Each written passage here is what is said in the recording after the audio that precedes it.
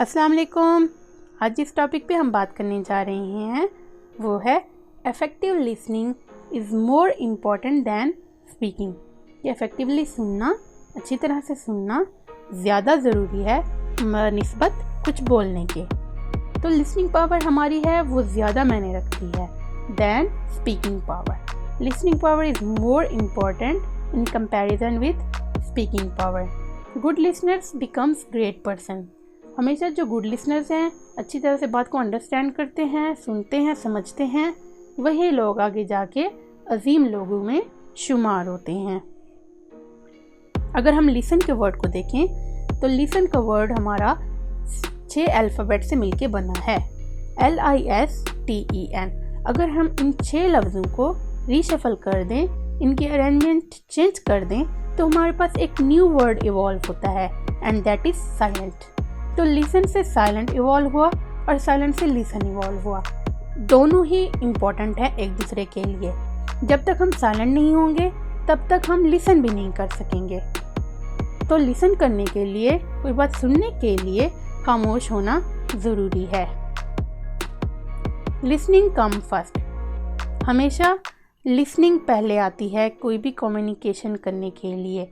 Communication के हमारे पास 4 veg हैं, लिसनिंग, स्पीकिंग, रीडिंग, राइटिंग। तो सबसे पहले जो बेसिक है, सबसे पहले जो आता है वो क्या है? लिसनिंग। जब हम सुनते हैं किसी बात को, लिसन करते हैं, तब भी हम किसी बात को बयां भी कर सकते हैं, स्पीक भी कर सकते हैं, फिर हम रीड भी करते हैं और राइट भी कर सकते हैं।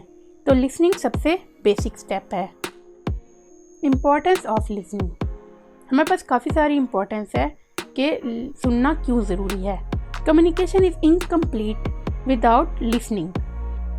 कि कम्युनिकेशन हमारी कोई बात हम करना चाह रहे हैं, कोई इन्फॉर्मेशन डिलीवर या गेन करना चाह रहे हैं, तो वो इनकम्प्लीट है अगर हम किसी बात को सुनते ही नहीं हैं। तो listening more important for completion of communication. Listening stimulates better speaking by speaker. कि हम किसी की बात सुनते हैं और अपना बॉडी लैंग्वेज जो है शो करते हैं कि हम उसकी बात सुन रहे हैं या समझ रहे हैं, तो क्या होता है, स्पीकर को मोटिवेशन मिल जाती है और उसका कॉन्फिडेंस लेवल भी इंक्रीज़ कर जाता है, जिसके नतीजे में वो बेटर स्पीक करता है, वो ज़्यादा नॉलेज जो है डिलीवर करता है और इन रिज़ल्ट क्या होता है, हमें भी ज़्यादा नॉलेज हासिल करने का मौका मिल जाता है। Listener learns from speaker. Listener हमेशा अपने स्पीकर से सीखते हैं, लर्न करते हैं। But speaker speaks repetitive things. लेकिन एक स्पीकर जो है सिर्फ वही बोलता है जिसके बारे में उसे पहले से पता हो। उसके पास जो है स्पीक करने से नॉलेज इंक्रीज़ नहीं होता, लेकिन लिसनर का नॉलेज इंक्रीज़ होता है। Steps of listening. लिसनिंग के ये स्टेप्स हैं कि सबसे पहले हम इंफॉर्मेशन रिसीव करते हैं। जो हमारा स्पीकर है वो जो है इंफॉर्मेशन हमें डिलीवर करता है, तो वो हम रिसीव करते हैं। उस इंफॉर्मेशन को हम अंडरस्टैंड करते हैं, सोचते हैं कि ये बोला क्या जा रहा है, और फिर उसको रिमेंबर करते हैं, अपनी एक मेमोरी बनाते हैं, और फिर उसका तज्ज़िया करते हैं, उसकी इवैल्यूएशन करते हैं कि क्या ये बात ठीक है, इसी तरह बयां करनी चाहिए या इसको मॉडिफाई करनी चाहिए, या ये ठीक है गलत है, उसका तज्ज़िया सारा करते हैं। और एट द एंड क्या करते हैं, फीडबैक देते हैं कि वही बात फिर हम स्पीक करते हैं।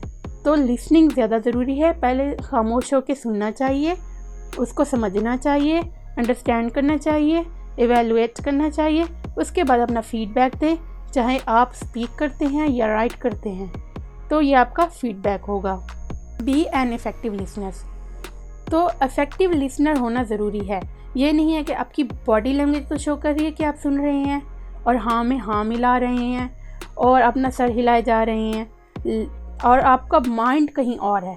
ऐसा नहीं होना चाहिए, बल्कि आपका माइंड भी और आपकी बॉडी लैंग्वेज भी दोनों एक साथ जो है कोऑर्डिनेट करें और आप अच्छी तरह से बात को समझें और सुनें। Always listen first. सबको बोलने दें, सब अपनी अपनी राय दे दें, एट द एंड आप इंफॉर्मेशन कलेक्ट करके फिर बोलें। Always listen first. पहले आप सबकी बात सुनें। Let the silence do the work. और जो आप खामोश हैं, आप बात सुन रहे हैं, आपका स्पीकर आपके सामने बोल रहा है और आप खामोशी से सुन रहे हैं, तो ये जो खामोशी है ये आपको मल्टीप्लाई होके आपको रिज़ल्ट देगी और आपका नॉलेज इंक्रीज़ करेगी। Let the silence do the work. खामोशी को अपना काम करने दें। ऑब्जेक्टिव ऑफ लिसनिंग, हमारे पास क्या ऑब्जेक्टिव हैं लिसनिंग के? टू लर्न, हम क्यों सुनते हैं? कि हम कुछ सीखें।